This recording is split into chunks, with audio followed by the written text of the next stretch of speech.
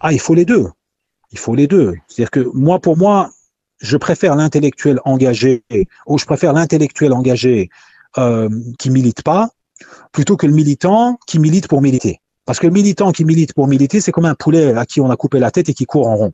Tu vois, il court en fait. Il court pour courir.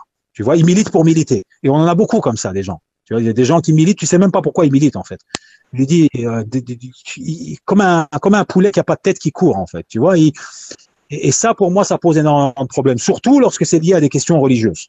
Tu vois, parce que lié à des questions religieuses, là, tu milites, mais tu milites pourquoi en fait? C'est-à-dire que tu milites pour le droit de quelqu'un, mais tu comprends même pas les articulations ou en tout cas les problématiques sous un angle de la pensée. Tu comprends pas. Et donc quand tu comprends pas ces choses-là, ben, ton militantisme il risque de devenir une sorte d'agitation. Tu t'agites en fait. Tu vois. Et ça, évidemment, c'est très problématique. Donc, ce qui nous manque aujourd'hui, c'est pas des militants. Ce qui nous manque aujourd'hui, c'est des penseurs.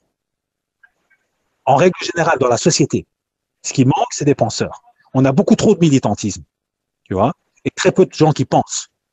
Et on a beaucoup trop d'idéologie. Et on a trop peu de gens qui sont indépendants et qui essayent de prendre un peu de distance par rapport à ces idéologies, qui promeuvent en fait un peu de nuance dans tout ça.